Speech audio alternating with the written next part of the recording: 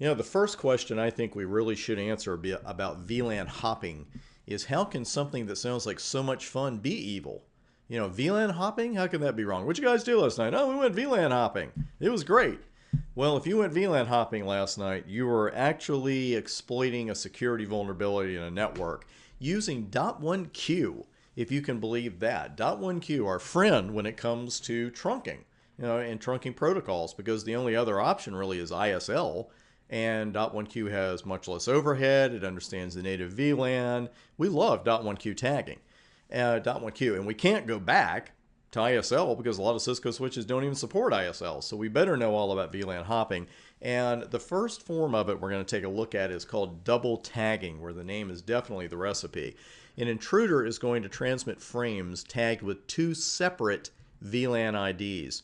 Now, this is not the easiest attack for an intruder to even begin, because highly specific circumstances must exist in order to launch it. First, the intruding device has to be attached to an access port. Next, the VLAN used by that access port has to be the native VLAN.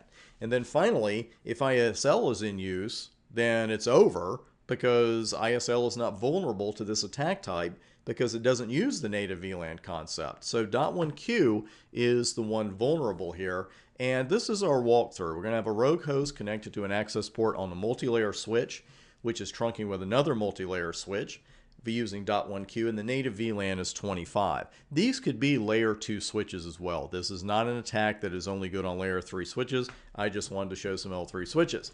Now, the switch receiving the double tagged frame sees that tag for the native VLAN, and of course that's not going to go across the trunk with that on there. If a frame is destined for the native VLAN, it's going to go across the trunk untagged. That's one thing we like about .1Q.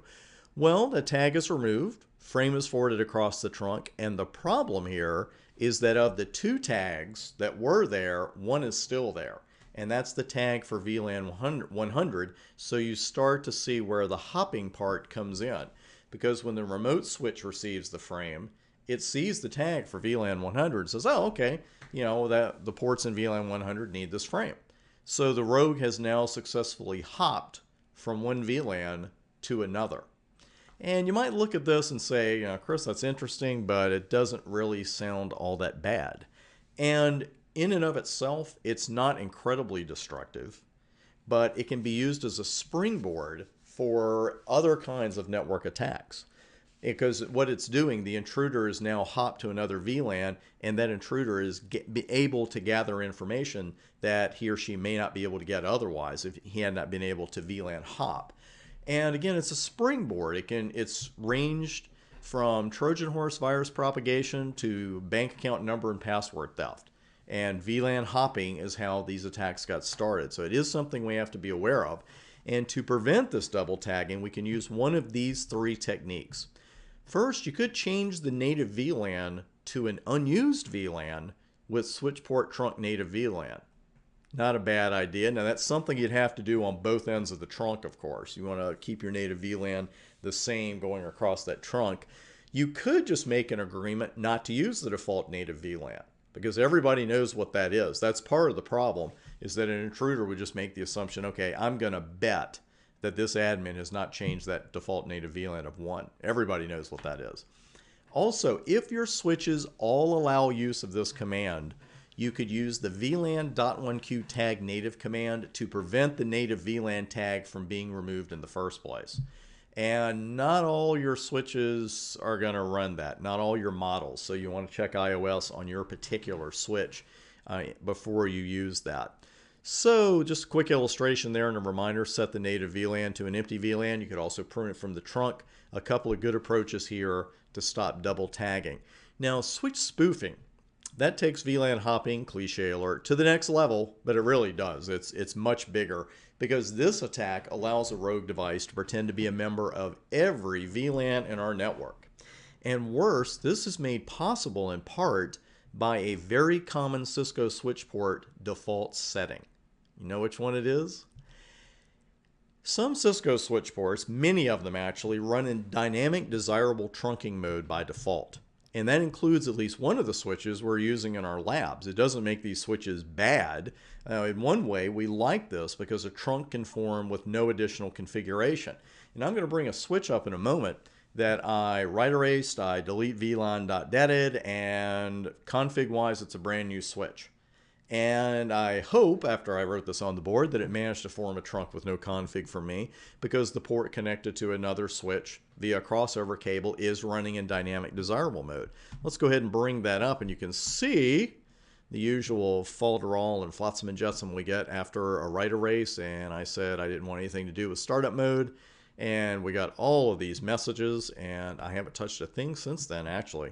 So I'm just getting to the setup mode prompt, so I haven't even gotten that far. And I'm going to say no, I'm going to hit return to get started. We're at the switch prompt, and I haven't done anything. And if we run show interface trunk right here, we already have a trunk. And that actually formed while the switch was waiting for me to say, hey Chris, do you or do you not want to start setup mode? Isn't that wild? And the thing is, it's because this port was in dynamic desirable mode, and the port on the other end was acceptable to forming a trunk. It didn't have to be in desirable mode, just one of them has to be, as long as they're both agreeable one way or another to forming a trunk. So, that's a good thing. It's one less thing for you and I, the admin staff, to worry about, but it can be used against us, and here's why. The reason that trunk formed is because a port that's in dynamic desirable mode, and let me show you this one more time. It's just going to appear as desirable here in show interface trunk. That port is sending out dynamic trunking protocol frames, DTP frames, in an aggressive effort to form a trunk. And the problem is that the switch knows it's sending DTP frames but has no idea who's getting them. And basically the switch is saying, gee, I hope only the legitimate devices get these frames, and I'm not sending them to a switch that perhaps is not under my admin's administrative control, a rogue switch, because that does happen. Now, a well-meaning network admin might put that port and other ports into auto mode, which means the port will trunk, but it's not actively attempting to do so. This solution, as sometimes happens in life and in networking, leads to another problem, because a rogue host connected to a port in auto mode can pretend it's a switch, and it can generate DTP frames of its own. If that sounds far-fetched, you could go online and find a program to do that in less than a minute. Less than a minute. And the problem is, this leads to a trunk between our switch and someone else's switch, or someone else's device that is pretending to be a switch. So this is a very, very bad situation, because that rogue host could just generate DTP frames, not a problem, and all of a sudden has a trunk leading into our network. Now, to defend against switch spoofing, you should do one of the following to every port on your switch that is not trunking with another switch known to be under your administrative control. First, turn DTP frames off, period, with switch port no negotiate. My personal favorite, turn trunking off with switch port mode access. My real personal favorite is to close all unused switch ports. Going to be a little bit of a dad lecture here, don't leave early. In all seriousness, I strongly recommend you close all unused switch ports on your switches, because by default, as we all know, Cisco switch ports are open. There's no need to leave the door unlocked, so to speak, when you're trying to keep people out. On a router, everything is shut down by default. On a switch, all those physical ports are open. Just go ahead and shut them, and believe me, interface range is your friend there. If you've got 64 ports but 32 hosts, you got 32 ports just sitting there, one interface range command could shut all those interfaces in a couple of seconds. It doesn't take any time at all. So I would strongly recommend that, but these are all good defenses against switch spoofing. Coming up next, DHCP snooping.